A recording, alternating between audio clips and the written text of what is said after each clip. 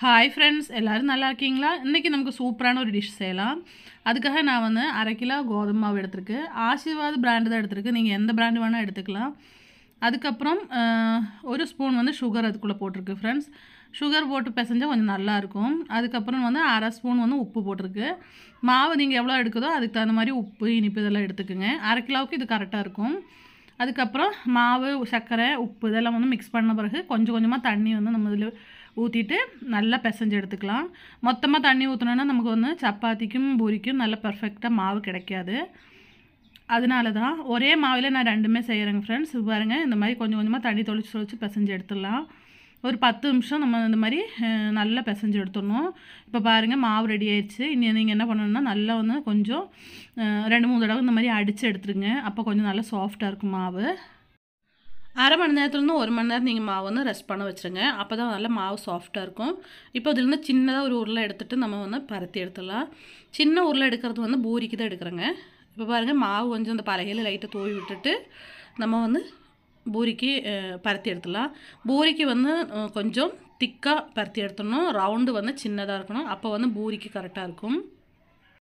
இந்த மாதிரி மாவு எல்லாமே சின்ன சின்ன ரவுண்டாக பிடிச்சிட்டு நம்ம திக்காக பருத்தி எடுத்துடலாம். இந்த அளவுக்கு ரவுண்டு போதும். இதுதான் பூரிக்கு கரெக்டாக இருக்கும். இப்போ பாருங்கள், நான் சப்பாத்திக்கு எப்படி பார்த்துன்னு காட்டுறேங்க.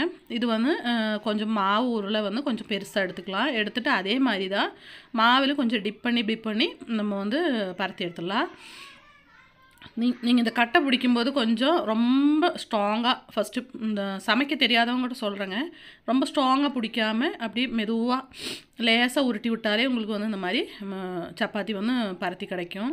நான் ஃபஸ்ட்டு சமைக்கும்போதெல்லாம் எனக்கு சப்பாத்தி, பூரி எதுவுமே வராது.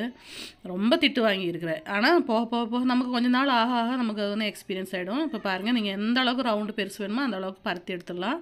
மாவு லைட்டாக தூவி விட்டுருங்க. அப்போ உங்களுக்கு இந்த மாதிரி ஒட்டாமல் வந்துடும். அவ்வளோதான், சப்பாத்தி பிசைஞ்சு வச்சாச்சு. இப்போ பூராமே நம்ம இது பிசைஞ்சு எடுத்துடலாம். எல்லாமே பருத்தி எடுத்துடலாம்.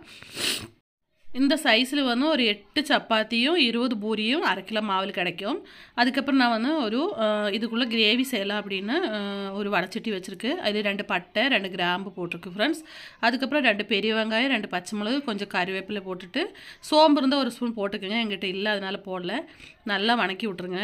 இந்த டைமில் ஒரு 1/2 ஸ்பூன் உப்பு போட்டோன்னா உங்களுக்கு சீக்கிரம் வெங்காயம் வணங்கி கிடைக்கும். கலர் நல்லா சேஞ்ச் ஆகிற வரைக்கும் வணக்கிக்கலாம். இன்றைக்கி நான் ஈவினிங் டைமில் நம்ம வீட்டில் டிஃபன் தான் நான் உங்களுக்கு வீடியோ காட்டுறேங்க.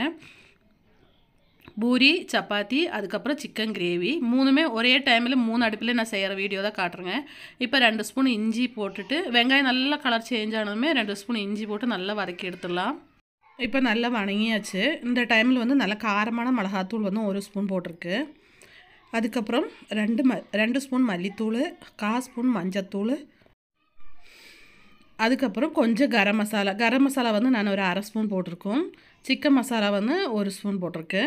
நீங்கள் எந்த சிக்கன் மசாலா வேணால் யூஸ் பண்ணிக்கலாம். அதுக்கப்புறம் நல்லா வணக்கி விட்டுடலாம். இதோட பச்சை ஸ்மெல்லாம் போகிற அளவுக்கு ஒரு 5 நிமிஷம் கேஸ் சிம்மில் வச்சுட்டு நல்லா வணக்கி விட்டுக்கணும். அப்போ தான் நமக்கு சிக்கனில் மிளகாத்தூள், மல்லித்தூளோட பச்சை ஸ்மெல் இல்லாமல் நல்லாயிருக்கும். இந்த மாதிரி ஒரு சப்பாத்திக்கு இந்த மாதிரி கிரேவி இருந்தால் செமையாக இருக்கும். ஆனால் பூரிக்கு உங்களுக்கு செட் ஆகாது. உங்களுக்கு குருமா, உருளைக்கிழங்கு குருமா அந்த மாதிரி தான் செட் ஆகும். இப்போ பாருங்கள், நல்லா வணங்கியாச்சு. இந்த டைமில் தக்காளி, பழுத்த தக்காளி 1 கட் பண்ணி போட்டிருக்கு.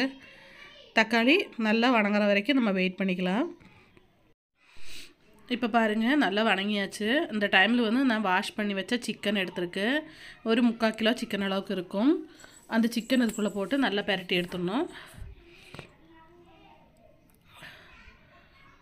சிக்கன் நல்லா வாஷ் பண்ணி க்ளீன் பண்ணி எடுத்துருக்கு. அது உள்ளே போட்டு நல்லா பெரட்டி எடுத்துடலாம்.